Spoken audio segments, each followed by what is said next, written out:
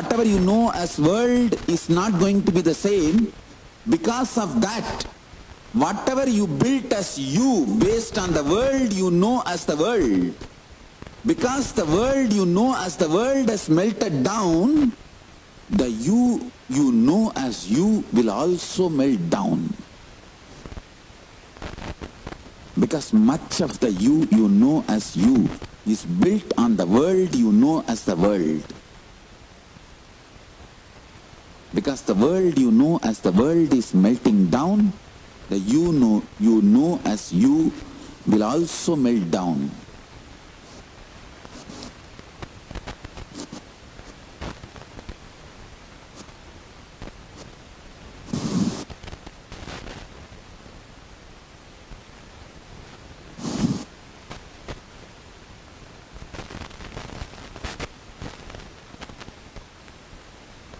I sincerely request all the human beings to learn unclutching and practice it. I sincerely request all my disciples, not only you practice, start reaching out, teach people, understand? Paramashiva has given me this responsibility and he has ordained me to serve, help, assist the whole humanity to sail through this pralaya, this pandemic.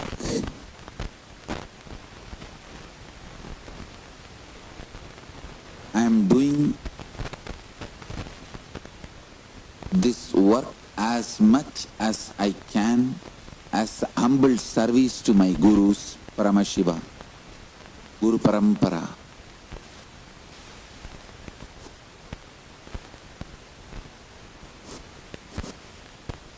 Nothing more is a great service to human beings now than teaching them unclutching. Helping them to face this whole pandemic, pralaya happening in front of them. Socially, economically, morally, physically, mentally, what they know as the world is no more the same. Emotionally, human beings are horrified, terrorized, seeing what is going on around them. They need immediate, powerful spiritual solution, conscious solution, that is unclutching.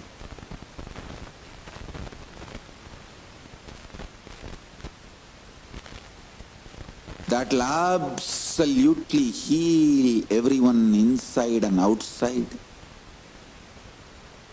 and help you to settle down with the new evolving reality. Will help you to sail through this pandemic, this whole pralaya. Pralaya has not reached its peak. It will reach its peak by December 14th.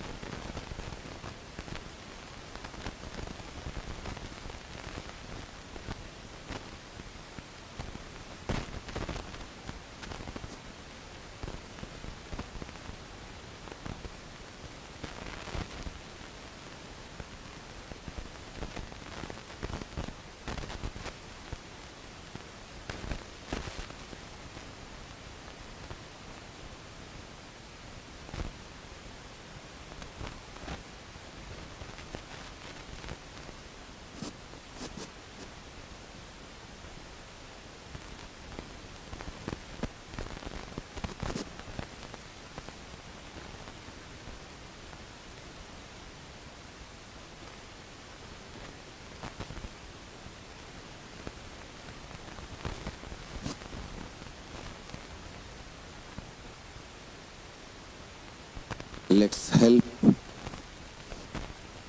I sincerely request all the Kailasavasis, let's help as many people as we can by reaching out and teaching them unclutching. completion, oneness. Ajapa, Japa of Mahavagya, deep feeling connection, yoga, puja, vegetarian diet, nirahara samyama.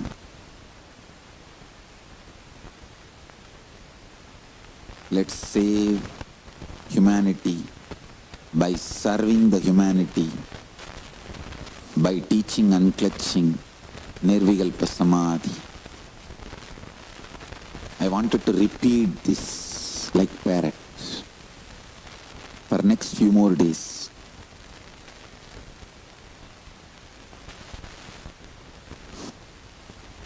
Now itself I am telling you, for next few more days I am going to repeatedly, see, I have so many new things to share with you all, but the survival need of the humanity is unclutching and Nirvikalpa Samadhi. This is not the time to sit and tell you stories and jokes and to show you what all I know and how much I know. No. It's time to attend to the survival needs of the humanity. Humanity really, really, really needs unclutching and Nirvikalpa Samadhi as survival need. All of you, sit in your home, but whole day reach out to people digitally. Help them to learn unclutching. Ask them to watch this link which is projected in the screen. And make them attend the examination, filling the questionnaire. Educate them, make them practice. Let's reach out to as many people as possible and save them by giving them unclutching and the science of Nirvikalpa Samadhi. With this, I bless you all. Let's all radiate with integrity, authenticity, responsibility, enriching, causing, living Shuddhatvaita Saivam. The state, space, powers, being, superconsciousness and Kailasa of Paramashiva. Paramashivoham. Om Nityananda Paramashivoham. The eternal bliss, Nityananda. Thank you. Be blissful.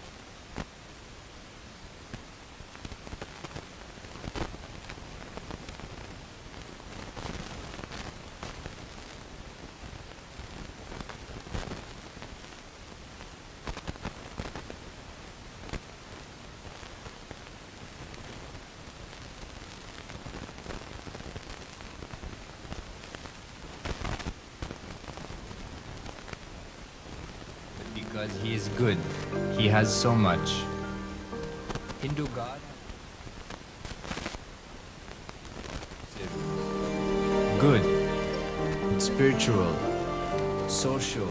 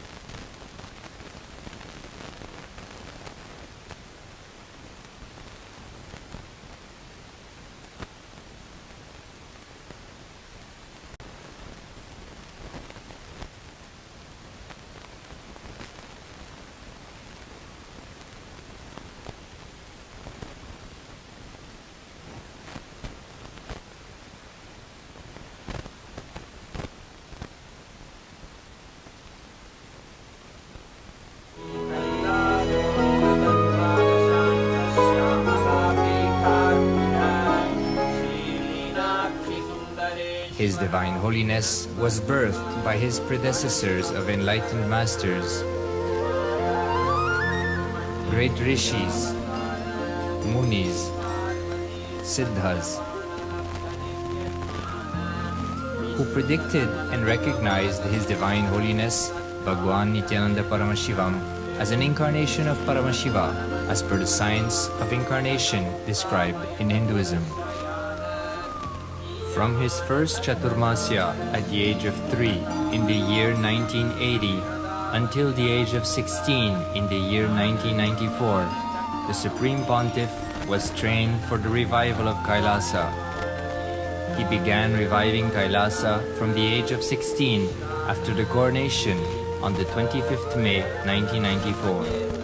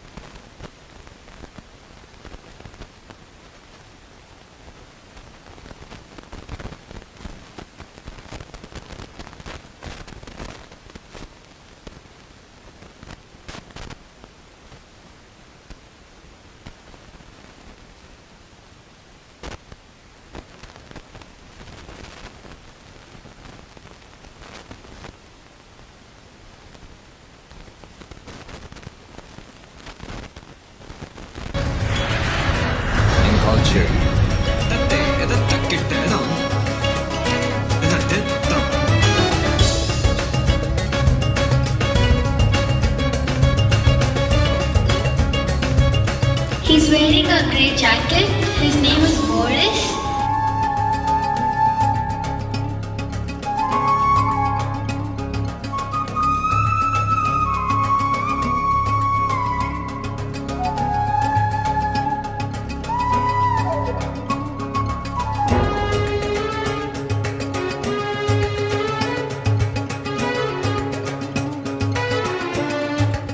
The world's ancient civilization produced more than 40% of the world's GDP.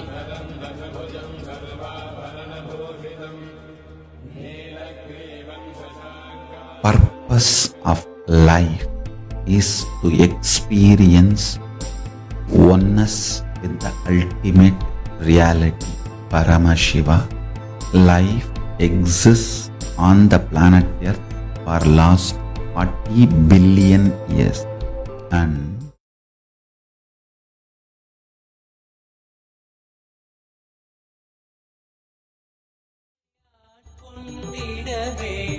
அபயம் தந்தம்மையாட் கொண்டிடவே கருணையலுதித்தவனே அருணாச்சல சிவனே.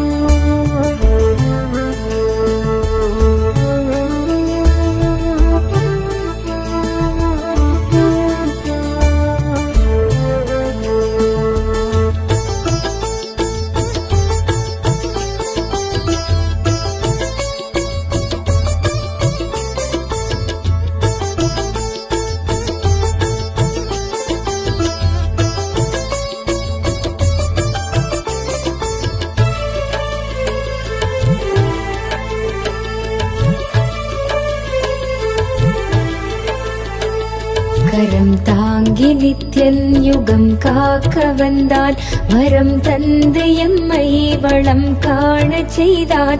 உளம் கொண்ட மாறான எண்ணங்கள் நீக்கி என்றும் நித்யானந்தம் கொண்டாடச் செய்தான். சரணம் குரு நித்யானந்தா, கருணை பொழிவாய் நித்யானந்தா. சரணம் குரு நித்யானந்தா, கருணை பொழிவாய் நித்யானந்தா.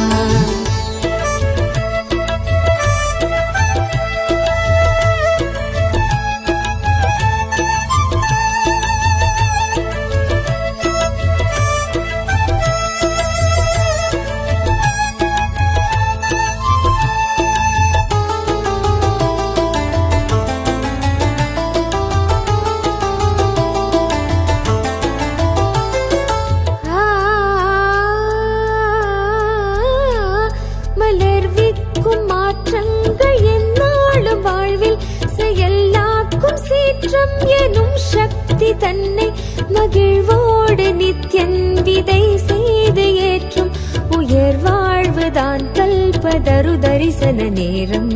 சரணம் குரு நித்யானந்தா, கருணை பொழிவாய் நித்யானந்தா. சரணம் குரு நித்யானந்தா, கருணை பொழிவாய் நித்யானந்தா.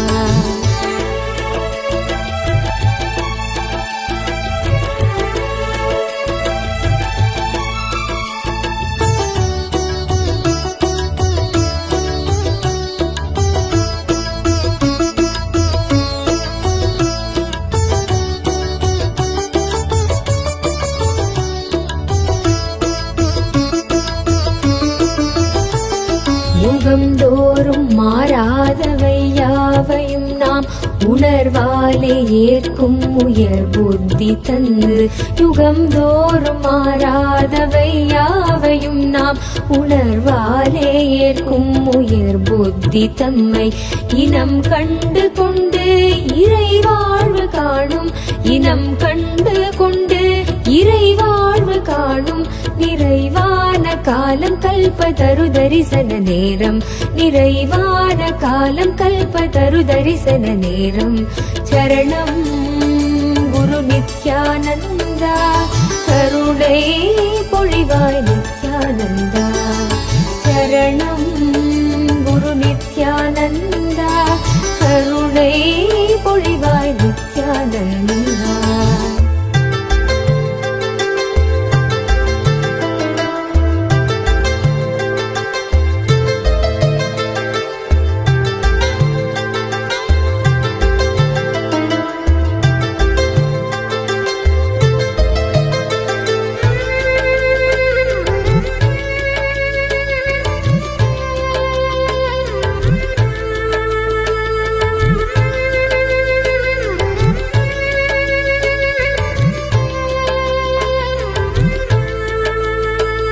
நிதம் வாழ்வில் மாற்றங்கள் நாம் கண்ட போதும் கணம் தோறும் மாறும் சொப்பனமாமி வையம் நிதம் வாழ்வில் மாற்றங்கள் நாம் கண்ட போதும் கணம் தோறும் மாறும் சொப்பனமாமி வையம் எனும் யுக்தி தன்னை உணர்வுள் நிறுத்தி எனும் யுக்தி தன்னை உணர்வுள் நிறுத்தி ஜீவன் முக்தனாக்கும் கல்பதரு தரிசன நேரம் ஜீவன் முக்தனாக்கும் கல்பதரு தரிசன நேரம் சரணம் குரு நித்யானந்தா கருணை பொழிவாய் Nithyananda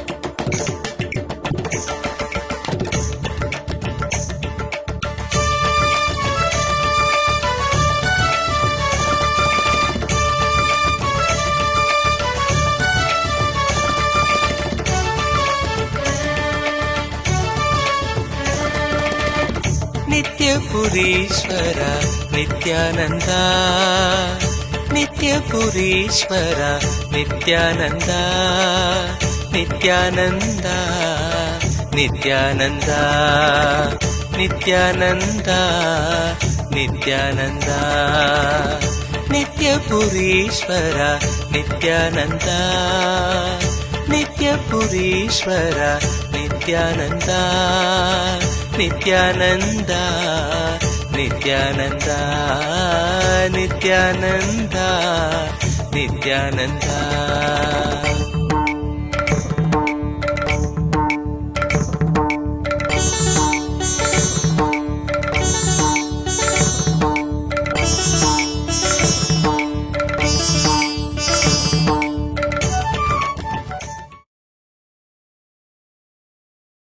Parashakti Samet Sri Nityanandeshwara Paramashiva.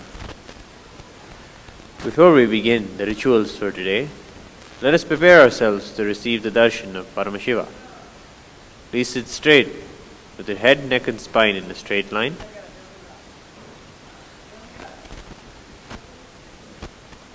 Close your eyes and chant intensely the Mahavakya.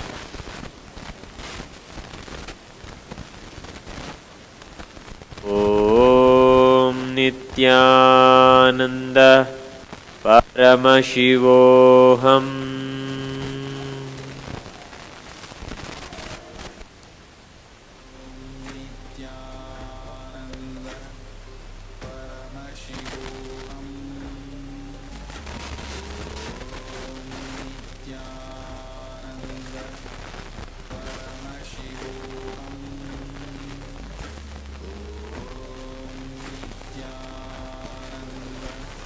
Now please open your eyes and have the darshan. of Sri Nityanandeshwara Paramashiva. Nityanandam Paramasukhadam Kevalam Jnanamurtim Dvandvatitam Gagana Sadrisham Tattvamasyadilaksham Ekam Nityam Vimalamachalam Sarvadhi Sakshibhutam Bhavatitam Trigunarahitam Sadgurum Tam Namami. Nityanandeshwara Paramashiva Samarambham Nityanandeshwari Parashakti Madhyamam Asmadacharya Paryantam Vande Guru Paramparam. Lalate Tripundri Nitilakrita Kasturi Tilakaha Spuranmaladhara Spurita Kadigopi Navasanaha Tadano Dushtaram Chirasi Banirajam Shashikalam Pradipas Sarvesham Arunagiri Yogi Vijayate. Om Gananam Tva Ganapatigum Havamahe Kavim Kavinam Upamashravastamam Jyeshtarajam Brahmanam Brahmanaspadana Shrunvannutibhis Siddhasadanam. Om Shri Mahaganapadaye Namaha. Prano Devi Saraswati Vajebhir Vajinivati Dhinam Avitrevatu Saraswatye Namaha. Shri Gurubhyo Namaha. Harihi Om. Om Namo Bhagavate Rudraya. Om Namaste Rudramanyavauto Taishave Namaha. Namaste Astu Dhanmane Bahubhyamutate Namaha. Ya Taishu Shivatama Shivam Babhuvate Danuho Shiva Sharavyaya Tavataya No Rudramidaya. Ya Te Rudra Shiva Tanura Ghora Papakashini Taya Nastanu Vashantamaya Girishanta Vichakashihi Yamishungirishantahaste Bhivarshastave Shivam Giritratam Kurumahigum Sef Purusham Jagad Shivena Vachasatva Girishacchavadhamasi Yatha Nassarvamidjagada Yakshmagum Suvana Asate Adhyavochadadi Vaktah Pradamo Devyo Vishake Ahigascha Sarvaan Jambhayan Sarvaaschayatu Dhanyaha Asoyastamno Aruna Udabhabrussu Mangalaha Ye Chemagum Rudra Abhito Dikshu Shrita Sahasrasho Vaishagum Hedaimahe Asoyo Vasarpati Nilagrivo Vilohitaha Udainam Gopa Drushanna Drushannudaharyaha Udainam Vishwa Bhutani Sadushto Mrunayatiraha Astu Nilagrivaaya Sahasrakshaya Midushe Atho ye asya sattva no hantebhyo karannamaha pramuncha dhanvanastvamubhayorartniyorjam yascha te hasteshavah parata bhagavo vapa avatatyatanuствagum sahasrakshasate shudhe nishirya shalyanam mukha shivo nas sumana bhava vijjam nanukavardhino vishalyo bhanavagum muta anesannasya abhurasya nishangatihi yadehe terme dushtamhaste babhuvate danuho tayasmar vishvatastava yakshmaya paribhuja namaste astvayudhaya natataya duttave ubhabhyam udate namo bahubhyam tavadanmane parite danmano hetirasman vrinaktu vishvataha atho yeshu distavare asmannidehitam Shambhave Namaha. Namaste Astu Bhagavan Vishveshwaraya Mahadevaya Trembakaya Tripurantakaya Trikalagni Kalaya Kalagni Rudraya Neelakantaya Nityanandaya Mrityunjayaya Sarveshwaraya Sadashivaya Shriman Mahadevaya Namaha. Namo Hiranyabahave Senanye Disanjapataye Namo Namo Om Gandhadvaram Nuradarshamam Nityapushtam Garishaniim Ishwarigam Sarvabhutaram Daviho Vabhaye Shriyam Gandhandharayami Gandhasyopari Haridra Gandhasyopari Pushpe Pujayami.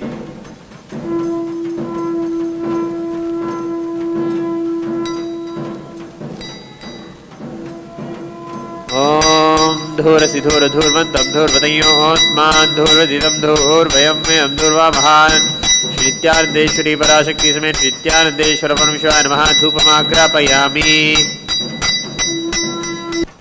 ओम उद्दीप्य स्वजातवेदापग्निर्तिर्ममापसूगुष्यमह्यमावह जीवनं चितिशोदश मानोऽहिगं चेर्जातवेदो गामस्वं पुरुषं जगत् अभिद्भृदग्धाग्ः स्याप परिवादया।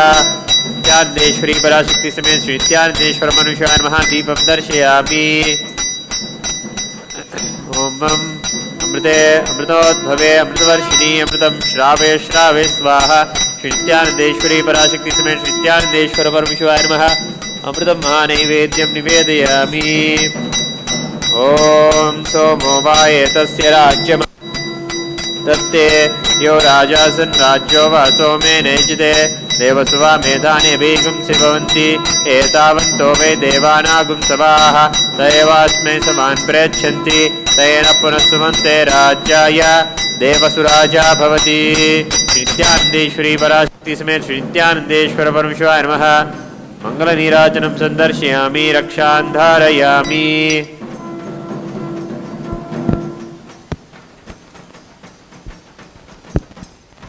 ओम प्रातरग्निं प्रातरिन्द्रगं हवामहे प्रातर्मित्रावरुणा प्रातरश्विना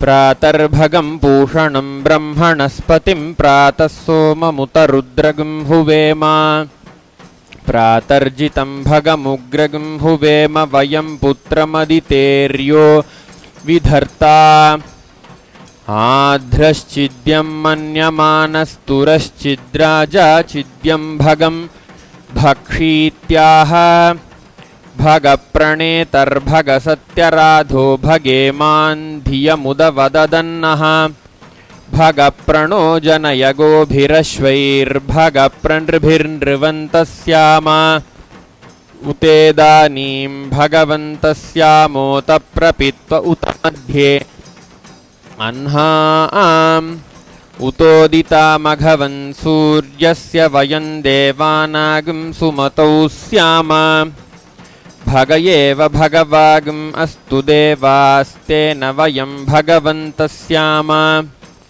तन्त्वा भग सर्व इज्जो हवीमि सनो भगपुर एता भवेह समध्वरायोषसो नमन्तदधिक्रावेव शुचये पदाय अर्वाचीनं वसुविदं भगन्नो रथमिवाश्वा वाजिन आवहन्तु अश्वावतीर्गोमतीर्न उषासो वीरवतीः सदमुच्छन्तु भद्राः घृतं दुहाना विश्वतः प्रपीना यूयं पात स्वस्तिभिः सदा नः यो मा आग्ने भागिनगं सन्तमथा भागं चिकीर्षति अभागमग्ने तं कुरु मामग्ने भागिनं कुरु। ॐ जातवेदसे सुनवामसो ममराति यतो निदहाति वेदः सनः पर्षदति दुर्गाणि विश्वानावेव सिन्धुन्दुरितात्यग्निः तामग्निवर्णान् तपसा ज्वलन्तीं वैरोचनीं कर्मफलेषु जुष्टाम् दुर्गां देवीं शरणमहं प्रपद्ये सुतरसि तरसे नमः। अग्ने त्वं पारयानव्यो अस्मान् स्वस्तिभिरति दुर्गाणि विश्वा पूश्च पृथ्वी बहुलान उर्वी भवातोकायतनयाय संयोः विश्वानिनो दुर्गः जातवेदः सिन्धुन्ननावादुरितातिपर्षि अग्ने अत्रिवन्मनसा गृणानोऽस्माकं बोध्यविता तनूनाम् पृतनाजितगं सहमानमग्निगं हुवेम परमात्सधस्थात् स नः पर्षदति दुर्गाणि विश्वाक्षामद्देवो अतिदुरितात्यग्निः प्रत्नोषि कमीड्यो अध्वरेषु सनाच्च होतानव्यश्च सत्सि स्वाञ्चा आग्ने तनुवं पिप्रयस्वास्मभ्यं च सौभगमायजस्व गो निषिक्तन्तवेन्द्रविष्णोरनुसञ्चरेम नाकस्य पृष्ठमभिसंवसानो वैष्णवीं लोक इह मादयन्ताम् कात्यायनाय विद्महे कन्याकुमारी धीमहि तन्नो दुर्गिः प्रचोदयात् ॐ हिरण्यवर्णां हरिणीं सुवर्णरजतस्रजां चन्द्रां हिरण्मयीं लक्ष्मीं जातवेदो मआवह तां मआवह जातवेदो लक्ष्मीम् अनपगामिनीं यस्यां हिरण्यं विन्देयङ्गामश्वं पुरुषानहम्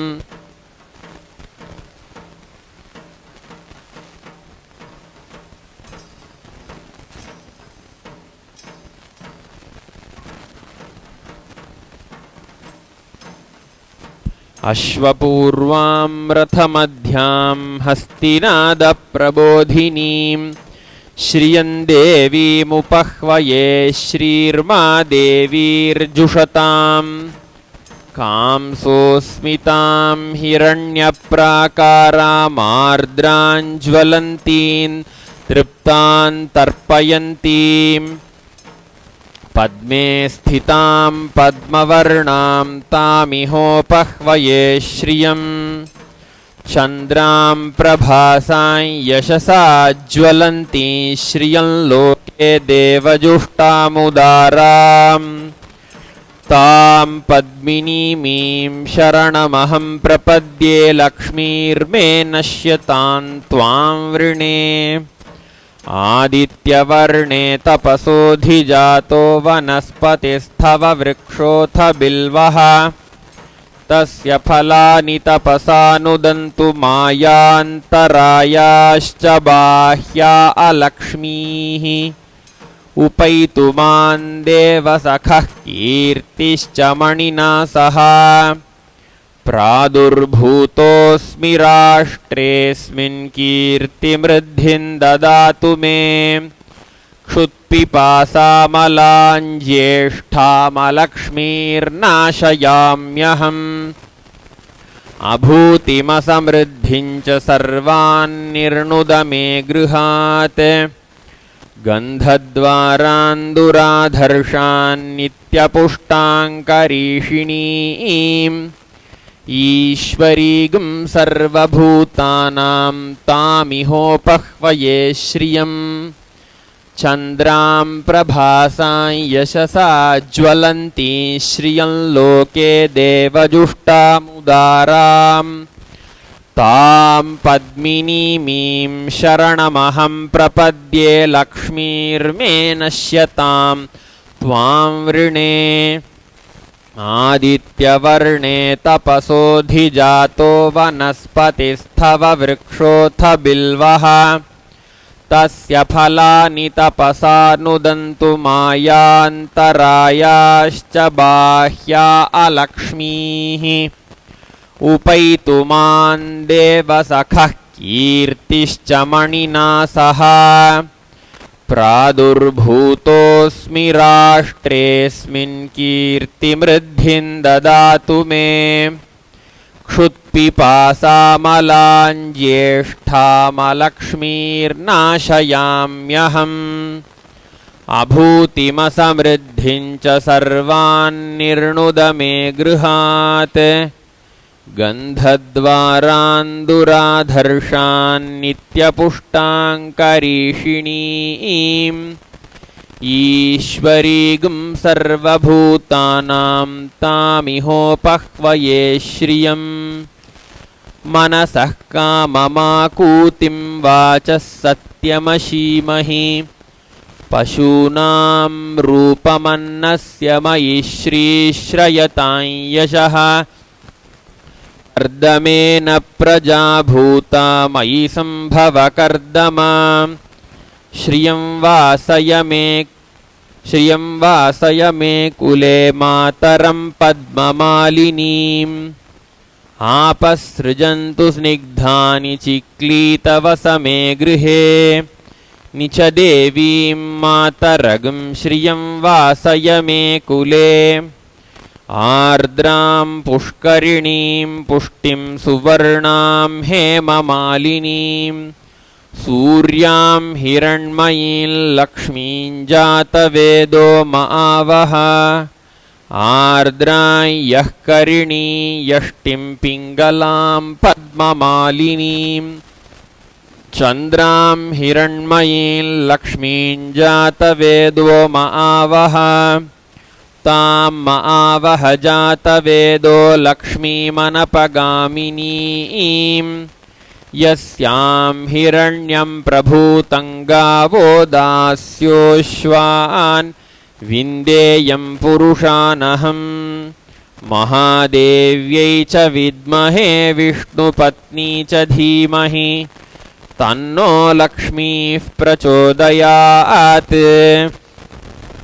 ॐ यश्छन्दसा मृषभो विश्वरूपः छन्दोभ्योऽद्यमृतात् सम्बभूव समेन्द्रो मेधया स्पृणोतु अमृतस्य देवधारणो भूयासं शरीरं मे विचर्षणं जिह्वा मे मधुमत्तमा कर्णाभ्यां भूरि विश्रुवं ब्रह्मणः कोशोऽसि मेधया पिहितः श्रुतं मे गोपाय ॐ शान्ति शान्ति शान्तिः ॐ मेधादेवी जुषमाणा न आगात् विश्वाची भद्रासु मनस्यमाना त्वया जुष्टानुदमाना दुरुक्तान् बृहद्वदेम विदथे सुवीराः त्वया जुष्टऋषिर्भवति देवि त्वया ब्रह्मागतः श्रीरुतत्वया त्वया जुष्टश्चित्रं विन्दते वसुसानो जुषस्वद्रविणो न मेधे मेधां म इन्द्रो ददातु मेधां देवी सरस्वती तन्महेशाय विद्महे वाग्विशुद्धाय धीमहि तन्नः शिवः प्रचोदयात् ओम श्री नित्यानंदेश्वरी पराशक्ति समेत श्री नित्यानंदेश्वर परमशिवाय नमः। सर्वदेव देवी स्वरूपाय भगवते श्री नित्यानंद परमशिवाय नमः। कर्पूर नीराजनं संदर्शयामि।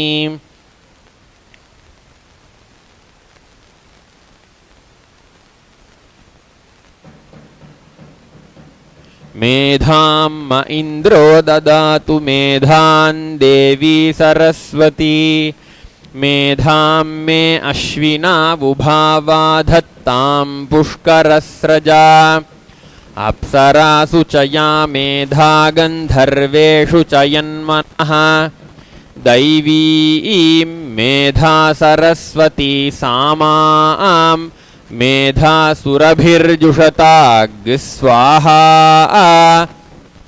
आमां मेधा सुरभिर् आमां मेधा सरस्वती सामा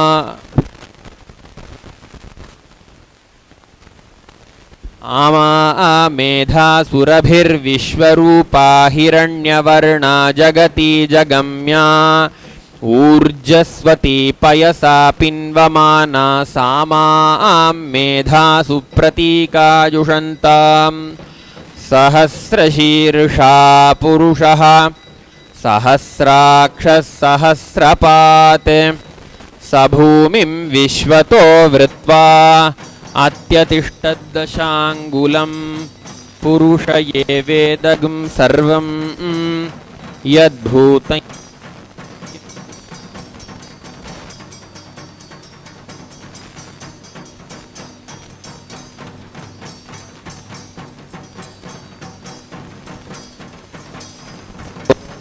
यागश्च पूरुषः पादोऽस्य विश्वाभूतानि त्रिपादस्यामृतं दिवि त्रिपादूर्ध्व उदैत्पुरुषः पादोऽस्येहाभवात्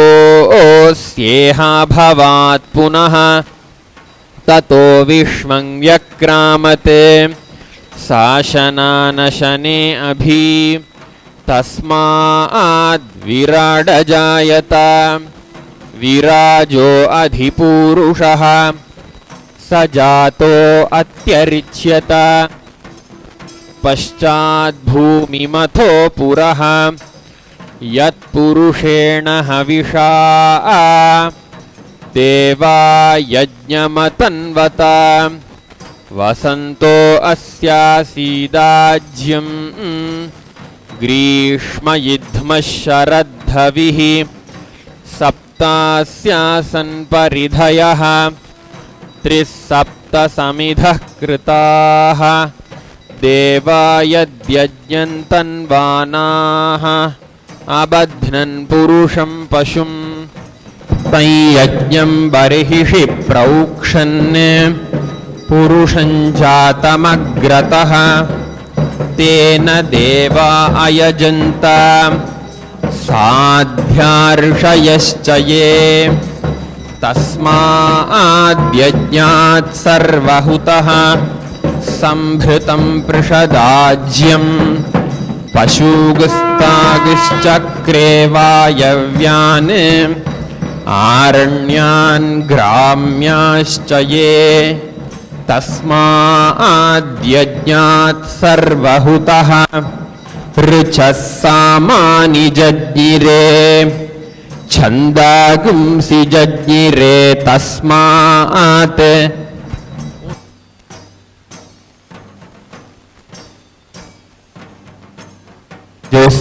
जोस्तस्मादजायत तस्मादश्वा अजायन्त एके चोभयादतः गावो हजज्ञिरे तस्मात् तस्माज्जात अजावयः यत्पुरुषं यदधुः कतिधा व्यकल्पयन् मुखं किमस्य कौ बाहू कावूरूपादावुच्येते ब्राह्मणोऽस्य मुखमासीत् बाहुराजन्यः कृतः ऊरू तदस्य यद्वैश्यः पद्भ्यागं शूद्रो अजायत चन्द्रमा मनसो जातः चक्षुः सूर्यो अजायत मुखादिन्द्रश्चाग्निश्च प्राणाद्वायुरजायत नाभ्या आसीदन्तरिक्षं शीर्ष्णोद्यौ समवर्तत पद्भ्यां भूमिर्दिशः श्रोत्रात् तथा लोकागम् अकल्पयन् वेदाहमेतं पुरुषं महान्तम् आदित्यवर्णं तमसस्तु पारे सर्वाणि रूपाणि विचित्य धीरः नामानि कृत्वाभिवदन् यदास्ते धाता पुरस्ताद्यमुदा जहार शक्रः प्रविद्वान् प्रदिशश्च तस्रः तमेवं विद्वान् अमृत इह भवति नान्यः पन्था अयनाय विद्यते यज्ञेन यज्ञमयजन्त देवाः तानि धर्माणि प्रथमान्यासन् तेहनाकं महिमानः सचन्ते यत्र पूर्वे साध्याः सन्ति देवाः अभ्यः सम्भूतः पृथिव्यैरसाच्च विश्वकर्मणः समवर्तताधि तस्य त्वष्ट कर्ता विदधद्रूपमेति तत्पुरुषस्य विश्वमाजानमग्रे वेदाहमेतं पुरुषं महान्तम् आदित्यवर्णं तमसः तु पारे सर्वाणि रूपाणि विचित्य धीरः नामानि कृत्वाभिवदन् यदास्ते धाता पुरस्ताद्यमुदा जहार शक्रः प्रविद्वान् प्रदिशश्च तस्रः राजाधिराजाय प्रसह्य साहिने नमो वयं वै श्रवणाय कुर्महे समे कामान् कामकामाय मह्यं कामेश्वरो वै श्रवणो ददातु कुबेराय वै श्रवणाय महाराजाय नमः तन्महेशाय विद्महे वाग्विशुद्धाय धीमहि तन्नः शिवः प्रचोदयात्। ओम श्री नित्यानंदेश्वरी पराशक्ति समेत श्री नित्यानंदेश्वर परमशिवाय नमः। नानाविध दीपोपचार राजोपचार पूजां समर्पयामि।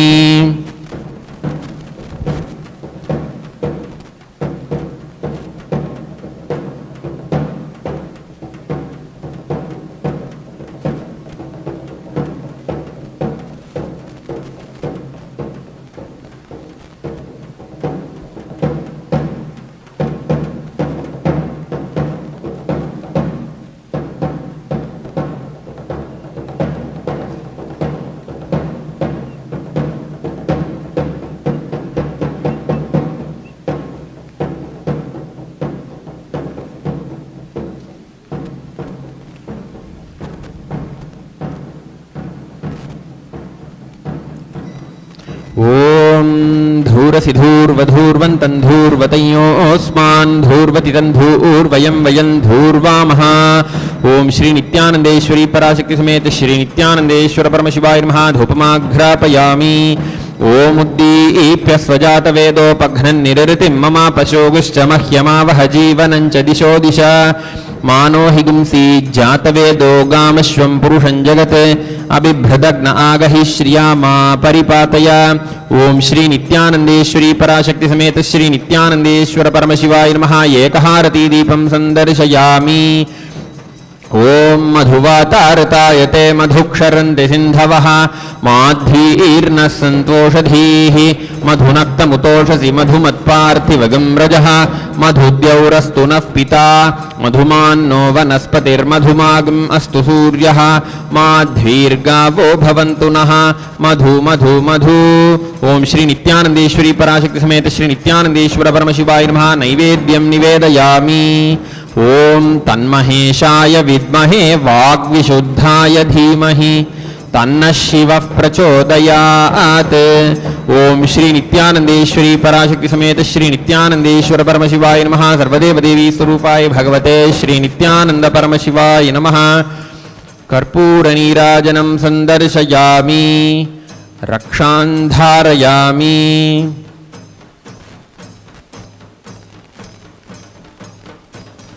ओम योपां पुष्पं वेद पुष्पवान् प्रजावान् पशुमान् भवति चंद्रमा वा अपां पुष्पं पुष्पवान् प्रजावान् पशुमान् भवति य एवं वेद योपामायतनं वेद आयतनवान् भवति।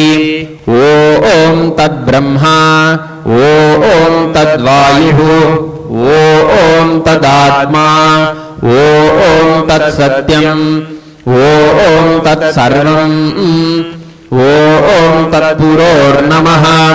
अन्तश्चरति भूतेषु गुहायां विश्वमूर्तिषु त्वयि यज्ञस्त्वं वषट्कारस्त्वमिन्द्रस्त्वं रुद्रस्त्वं विष्णुस्त्वं ब्रह्मस्त्वं प्रजापतिः त्वं तदाप आपो ज्योतिरसोमृतं ब्रह्मभूर्भुवस्सु वरो यो वेदादौ स्वरः प्रोक्तो वेदान्ते च प्रतिष्ठितः तस्य प्रकृतिलीनस्य यः परः स महेश्वरः। ओम श्री नित्यानंदेश्वरी पराशक्ति समेत श्री नित्यानंदेश्वर परमशिवाय नमः। वेदोक्त मंत्र पुष्पांजलिं समर्पयामि। Following the Pushpanjali Seva, the next Seva to be offered at the feet of Shri Nityanandeshwari Parashakti Sameta Shri Nityanandeshwara Paramashiva is the offering of the Chaturvedas.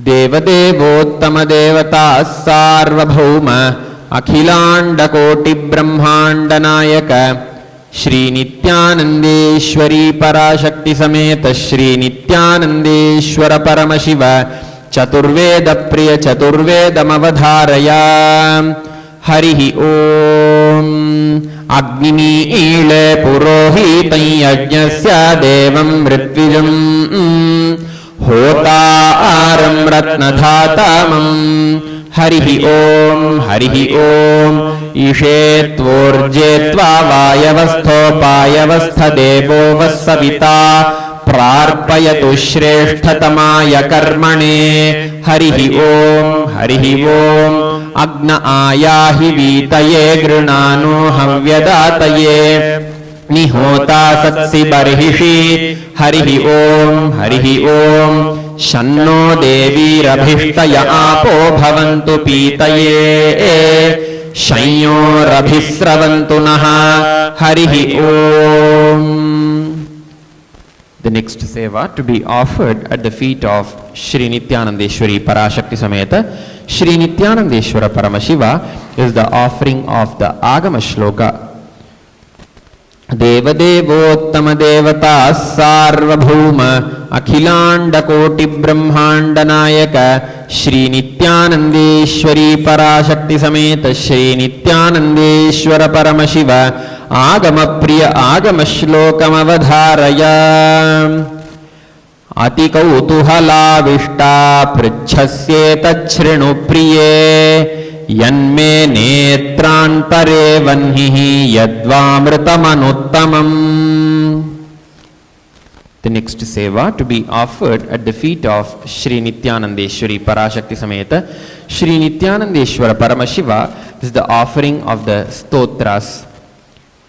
Devadevottama Devata Sarvabhauma Akhilanda Koti Brahmanda Nayaka Shri Nityanandeshwari Parashakti Sameta Shri Nityanandeshwara Paramashiva Stotra Priya Stotram Avadharaya Dusvapna Dushakuna Durgati Daurmanasya Durbhiksha Durvyasana Dussaha Duryashamsi Utpatatapa Vishabhiti Masadgraharti Vyadhimscha Nashayatu Me Jagatamadhishaha Om Namo Bhagavate Sadashivaya Sakala Tattvatmakaya Sarva Mantra Swarupaya Sarva Yantradhishthitaya Sarva Tantra Swarupaya Sarva Tattva Viduraya Brahma Rudravatarine Neelakanthaya Parvati Manoharaya Soma Suryagni Lochanaya Bhasmodhulita Vigrahaya Mahamani Mukutadharanaya Manikya Bhushanaya Srishti Sthiti Pralaya Kala Raudravataraya Dakshadhvaradvamsakaya Mahakala Bhedanaya Mooladharaikanilayaya Tatvatitaya Gangadharaya Sarvadevadhidevaya Shadashrayaya Vedantasaraya Trivarga Sadhanaya Anantakoti Brahmanda Nayakaya Vasukitakshatataarkotaka Shankhagulika Padma Mahapadmetyashta Mahanaga Kulabhushanaya Pranavasvarupaya Chidakashaya Akashadiksvarupaya Grahanakshatramaline सकलाय कलंकरहिताय सकललोकैककर्त्रे सकललोकैकभर्त्रे सकललोकैकसंहर्त्रे सकललोकैकगुरवे सकललोकैकसाक्षिणे सकलनिगमगुह्याय सकलवेदान्तपारगाय सकललोकैकवरप्रदाय सकललोकैकशङ्कराय शशाङ्कशेखराय शाश्वतनिजावासाय निराभासाय निरामयाय निर्मलाय निर्लोभाय निर्मदाय निश्चिन्ताय निरहङ्काराय निरङ्कुशाय निष्कलङ्काय निर्गुणाय निष्कामाय निरुपद्रवाय निरवद्याय निरन्तराय निष्कारणाय निरन्तकाय निष्प्रपञ्चाय निस्सङ्गाय निर्द्वन्द्वाय निराधाराय निरागाय निष्क्रोधाय निर्मलाय निष्पापाय निर्भयाय निर्विकल्पाय निर्भेदाय निष्क्रियाय निस्तुलाय निस्सङ्गाय निरञ्जनाय निस्संशयाय निरुपमविभवाय नित्यशुद्धबुद्धपरिपूर्णसच्चिदानन्दाद्वयाय परमशान्तस्वरूपाय तेजोरूपाय तेजोमयाय जय जय रुद्र महारौद्र भद्रावतार महाभैरव कालभैरव कल्पान्तभैरव कपालमालाधर खट्वांग खड्गचर्मपाशाङ्कुशडमरुशूलचापबाणगदाशक्ति भिन्दिपालतोमरमुसलमुद्गर पाशपरिघ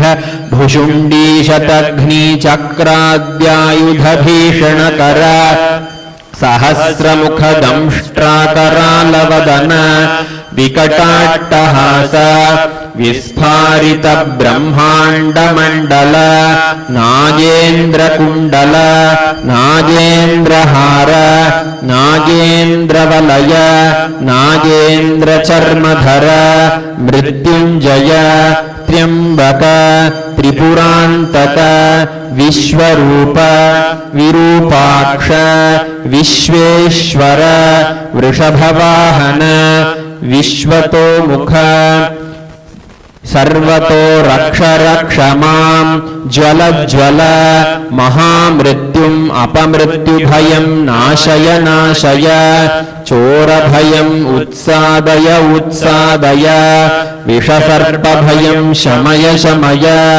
चोरान् मारय मारय मम शत्रून् उच्चाटय उच्चाटय त्रिशूलेन विदारय विदारय कुठारेण भिन्धि भिन्धि खड्गेन छिन्धि छिन्धि खट्वाङ्गेन विपोथय विपोथय मुसलेन निष्पेषय निष्पेषय बाणैः सन्ताडय सन्ताडय रक्षांसि भीषय भीषय भूतानि विद्रावय विद्रावय कूष्माण्डमारीच वेताल ब्रह्मराक्षसगणान् सन्त्रासय सन्त्रासय माम् अभयं कुरु कुरु वित्रस्तं माम् आश्वासय आश्वासय नरकभयान् माम् उद्धर उद्धर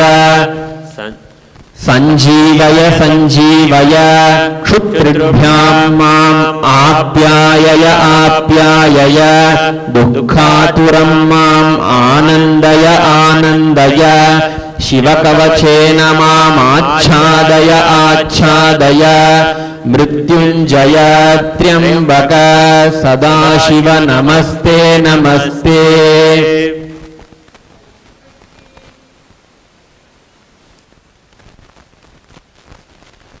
The next offering to be offered at the feet of Shri Nityanandeshwari Parashakti Sameta Shri Nityanandeshwara Paramashiva is the offering of the Dravida Vedam. Devadevottama Devata Sarvabhauma Akhilanda Koti Brahmanda Nayaka Shri Nityanandeshwari Parashakti Sameta Shri Nityanandeshwara Paramashiva Dravida Veda Priya Dravida Vedam Avadharaya. திருச்சிற்றம்பலம். வேயுறு தோழி பங்கன் விடமுண்ட கண்டன் மிக நல்ல வீணை தடவி மாசரு திங்கள் கங்கை முடிமேலணிந்து என் உளமே புகுந்த அதனால் ஞாயிறு திங்கள் செவ்வாய் புதன் வியாழம் வெள்ளி சனி பாம்பிரண்டு முடனே ஆசரு நல்ல நல்ல அவை நல்ல நல்ல அடியாரவர்க்கு மிகவே. திருச்சிற்றம்பலம். The next seva to be offered at the feet of Shri Nityanandeshwari Parashakti Sameta Shri Nityanandeshwara Paramashiva is the offering of the Kailasavadyam. Devadevottama Devata Sarvabhauma Akhilanda Koti Brahmanda Nayaka Shri Nityanandeshwari Parashakti Sameta Shri Nityanandeshwara Paramashiva Kailasavadya Priya Kailasavadyam Avadharaya.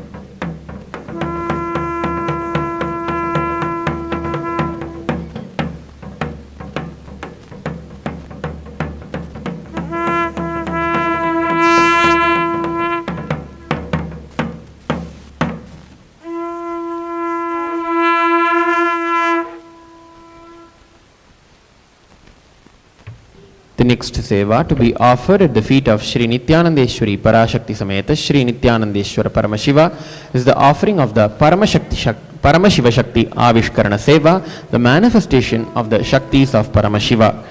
Devadevottama Devata Sarvabhauma Akhilanda Koti Brahmanda Nayaka Shri Nityanandeshwari Parashakti Sameta Shri Nityanandeshwara Paramashiva Paramashiva Shakti Avishkarana Priya Paramashiva Shakti Avishkaranam Avadharaya.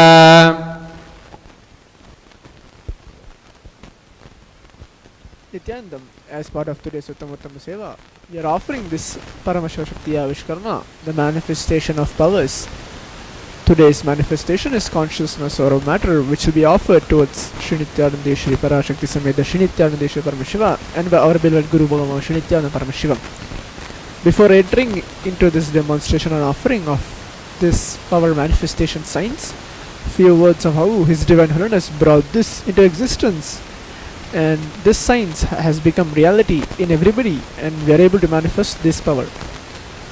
In the Vedas and Agamas, which are the source book of Hinduism, Vedas are the pure science, Agamas are the applied science. Swamiji, His Divine Holiness, very beautifully tells about 463 plus powers are mentioned in the Agamas. One such power which will be demonstrated and offered today is consciousness or matter, where through your consciousness you move the matter in front of you, you move another object in front of you, and then you offer it to Paramashiva. In today's manifestation of powers, the only thing which you need or which you require before the manifestation is a Diksha from an enlightened master, Swamiji.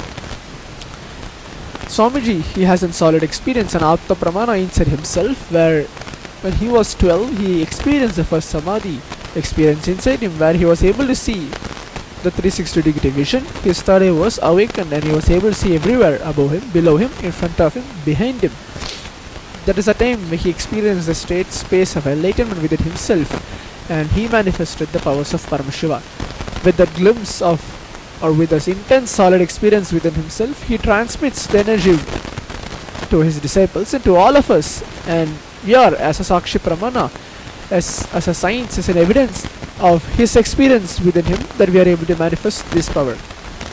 Paramashiva, the one who plays the 5 actions of creation, maintenance, rejuvenation, pulling out of delusion, liberation, playing the whole Leela of this science of power manifestation and protecting this whole universe, are Swamiji, his own Swamiji, his incarnation of Paramashiva himself, is now able to radiate this power and able to share to everybody.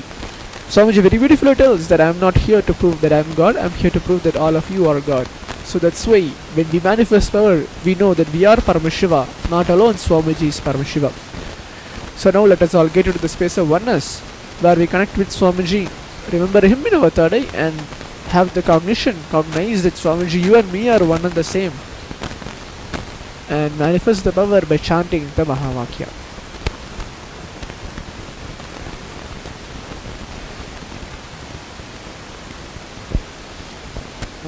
Nityananda Paramashivoham.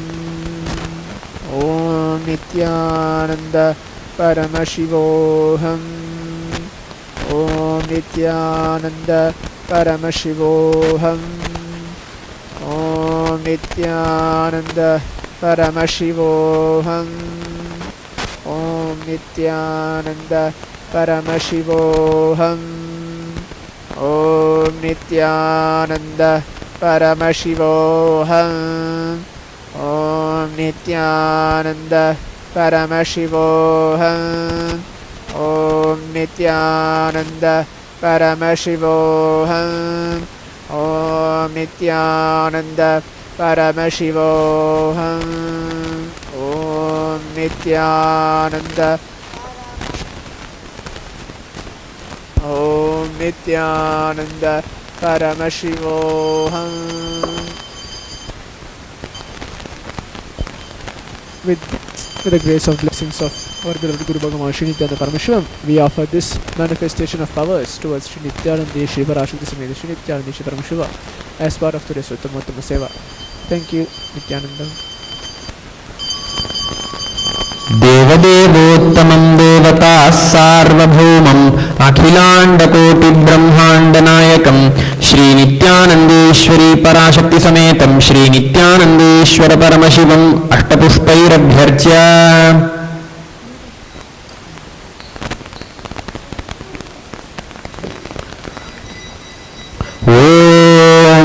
कर्पूरगौरं करुणावतारं संसारसारं भुजगेन्द्रहारं सदा वसन्तं हृदयारविन्दे भवं भवानी सहितं नमामि। श्री नित्यानंदेश्वरी पराशक्ति समेत श्री नित्यानंदेश्वर परमशिवाय नमः। सर्वदेव देवी स्वरूपाय भगवते श्री नित्यानंद परमशिवाय नमः। कर्पूर नीराजनं संदर्शयामि रक्षां धारयामि। देवदेवोत्तम देवता सार्वभौम अखिलांडकोटि ब्रह्मांड नायक श्री नित्यानंदेश्वरी पराशक्ति समेत श्री नित्यानंदेश्वर परमशिव आशीर्वाद प्रिय आशीर्वादमवधारय। ओम स्वस्ति प्रजाभ्यः परिपालयन्तां न्याय्येन मार्गेण महीं महिषाः। गोब्राह्मणेभ्यः शुभमस्तु नित्यं। लोकाः समस्ताः सुखिनो भवन्तु। काले वर्षतु पर्जन्यः पृथिवी सस्यशालिनी। देशोऽयं क्षोभरहितः। ब्राह्मणाः सन्तु निर्भयाः। इति स्वस्ति मन्त्रार्थाः सत्याः सफला भवन्तु। इति भवन्तो महान्तोऽनुगृह्णन्तु। तथास्तु। दुर्जनः सज्जनो भूयात्। सज्जनः शान्तिमाप्नुयात्। शान्तोच्येत बन्धेभ्यः। मुक्तश्चान्यान् विमोचयेत्। इति भवन्तो महान्तोऽनुगृह्णन्तु। तथास्तु। अपुत्राः पुत्रिणः सन्तु। पुत्रिणः सन्तु पौत्रिणः। अधनाः सधनाः सन्तु। जीवन्तु शरदः शतम्। इति भवन्तो महान्तोऽनुगृह्णन्तु। तथास्तु। राजा धर्मपतिः प्रजास्तु चरिताः। पूजाधनाः सज्जनाः। षट्कर्म प्रवरा द्विजाः। प्रतिदिनं विद्या अनवद्या। सदा वाणी सन्निहिता। चिरं कविमुखैः सानन्दमव्याकुलाः। सर्वे सन्तु वैदिकधर्म अनुष्ठातारः। सौजन्यसन्तोषिणः। इति स्वस्ति मन्त्रार्थाः सत्याः सफला भवन्तु। इति भवन्तो महान्तोऽनुगृह्णन्तु। तथास्तु। येषां देवदेवानां महादेवानां अखिलाण्डकोटि ब्रह्माण्डनायकानां सकलभुविसृष्टिस्थितिसंहार तिरोभाव अनुग्रहाढ्य पञ्चकृत्यपरायणानाम् आदिमध्यान्तरहितानाम् अप्रमेय पराक्रमाणां तत्त्वार्थगोचराणां श्री नित्यानंदेश्वरी पराशक्ति समेत श्री नित्यानंदेश्वर परमशिव स्वरूपाणां श्री आदिगुरु अरुणगिरि योगीश्वर स्वरूपाणां श्री कालभैरव महाकाली स्वरूपाणां श्री कैलासोन्नत द्वादशान्त श्यामला पीठारूढ़ श्री मीनाक्षी सुंदरेश्वराभिन्न स्वरूप परशिव पुत्र रत्न कुमार गुरुमण्यतुल्यावतार श्री पार्वती स्तन्यपान लब्ध दिव्य ज्ञान विश्रुत सकल निगमागमसारभूत द्राविड वेद प्रवर्ते श्रीमत् परम शिव करुणा समधिगत मुक्तामय चतुरश्रयान गीयमान छत्र चामर श्री चिन्ह काहलादि समरस विरदा वल्यलंकृत ज्ञान विज्ञान चक्रवर्ती सर्वजन संघ सद्यो निर्वाण दीक्षा व्ययापवर्ग वर्ष विश्राण जीमूत परमत कलभकेसरि शैव सिद्धांत स्थापनाचार्य श्री राजाधिराज पांड्य महाराज गुरु क्षपण शाक्यादि महांधकार निवारण ज्ञान भानु वीक्षणानर्हार्ह ध्वजोच्छेदन पूर्वक श्रीमत् ऋषभध्वज स्थापक शैव समय कर्त्रे सर्वज्ञपीठारूढ श्री जगद्गुरु श्री ज्ञानसंबंध देशिक स्वामी वागीश सुंदर माणिक्यवाचक स्वामी नाम अवतार भूत श्री ज्ञानसंबंध स्वामी पुनरुद्धृत श्यामला पीठ सर्वज्ञ पीठ त्रिनवत्युत्तर द्विशततम गुरु महासन्निधानानाम् अरुणगिरि योगीश्वर परंपरागत अरुणाचल सर्वज्ञ पीठ गुरु महासन्निधानानाम् कैलास परंपरागत कांची कैलास सर्वज्ञ पीठ त्रयस्त्रिंशदुत्तर द्विशततम गुरु महासन्निधानानाम् नित्योत्सव नित्य मंगल नित्य कल्याण नित्य रजित कैलास परंपरागत आदि कैलास नित्यानंद पीठ महासंस्थान महासिंहासन पीठकर्तॄणाम् कैलास परंपरागत साक्षात् श्री परमशिव समुद्भूत कैलास परंपरागत वैवस्वतमनु इक्ष्वाकु हरिश्चंद्र भगीरथ श्रीरामचंद्र शूरसेनेत्याद्यनवच्छिन्न सार्वभौम चक्रवर्ती परंपरागत चतुष्षष्टि योगिनी मंडित चतुष्षष्टि संप्रदाय प्रवर्तक मनुधर्म शासन सूर्यवंश प्राप्त सर्वज्ञ पीठ सुरांगी साम्राज्य मूर्धाभिविक्त चूडामणीनाम् साक्षात् श्री परमशिव समुद्भूत कपिल महागुरु पुनरुद्धृत महानिर्माणि पीठ अष्टोत्तर सहस्र श्री महामंडलेश्वराणाम् साक्षात् श्री परमशिव सिंहासनाभिषिक्त समस्त गणनायक श्री महागणपति समारंभ अनवच्छिन्न पीठाधीश्वर गुरु परंपरा प्राप्त अटल पीठ अष्टोत्तर सहस्रतम अष्टोत्तर सहस्र श्री अटल पीठाधीश्वराणाम् धर्म मुक्ति स्वर्गपुर स्वर्ण पीठ त्रयोविंश गुरु महासन्निधानानाम् कैलास परंपरागत आदिपीठ सर्वज्ञ पीठ जगद्गुरूणाम् श्री कैलास पुनरुद्धारकाणाम् श्री कैलास परमाचार्याणाम् श्रीमत्परमहंसानाम् परिव्राजकाचार्याणाम् सच्चिदानंद प्रणव स्वरूपाणाम् श्रोत्रिय ब्रह्मनिष्ठानाम् श्रीमज्जगद्गुरूणाम् श्रील श्री भगवत् श्री नित्यानंद परमशिव श्री ज्ञान संबंध देशिक परमाचार्य स्वामिनाम्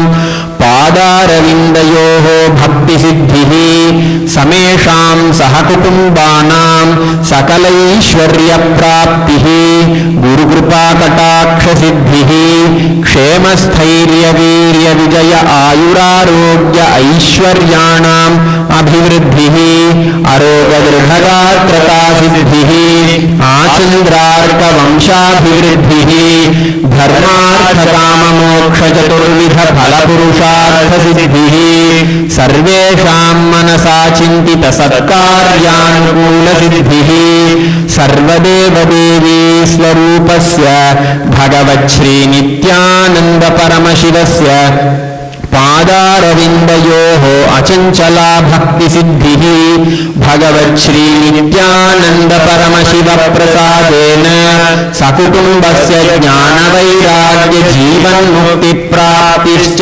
भूयात् इति भवन्तो महान्तोऽनुगृह्णन्तु तथास्तु सर्वे जनाः सुखिनः सन्तु तथास्तु सर्वेषां शान्तिर्भवतु तथास्तु समस्त सन्मङ्गलानि सन्तु तथास्तु सर्वत्र नित्यानन्द ध्वजारोहणं भवतु तथास्तु सर्वेषां भगवत् श्रील श्री नित्यानंद परमशिव श्री ज्ञान संबंध देशिक परमाचार्य स्वामिनां परिपूर्ण कृपा कटाक्ष सिद्धिः अस्तु तथास्तु अयं धर्मः उत्तरोत्तरम् अभिवृद्धिरस्तु तथास्तु सर्वं भगवच्छ्री नित्यानंद परमशिव पादुकार्पणमस्तु।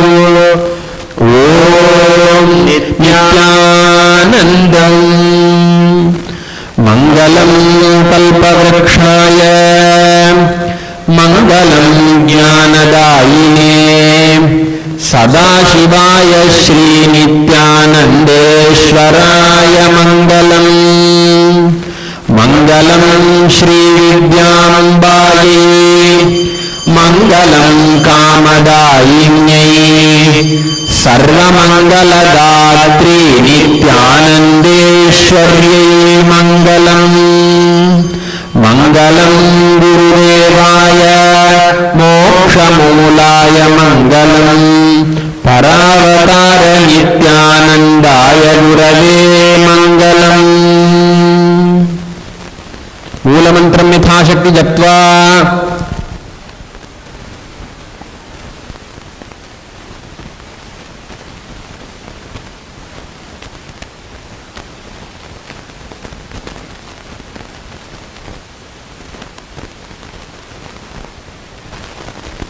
यत्किञ्चित् कर्म देवेश सदा सुकृत दुष्कृतं तन्मे शिवपदस्थस्य भुङ्क्ष्वक्षपय शङ्कर।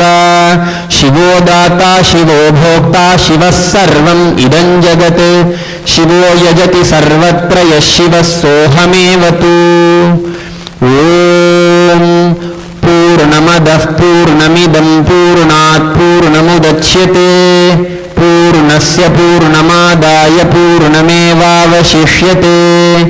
ओम शांति शांति शांति। हरिः ओम तत्सत्।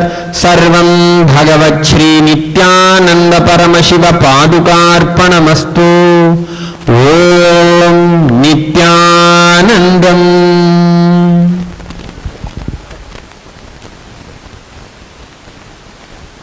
Upcoming next is the Jnanapada Vivarana, the Nitya Satsang by His Divine Holiness Swamiji. Devadevottama devata sarvabhuma akhilanda koti brahmanda nayaka Shri Nityanandeshwari Parashakti Sameta Shri Nityanandeshwara Paramashiva Jnanapada Vivarana Priya Jnanapada Vivaranam Avadharaya.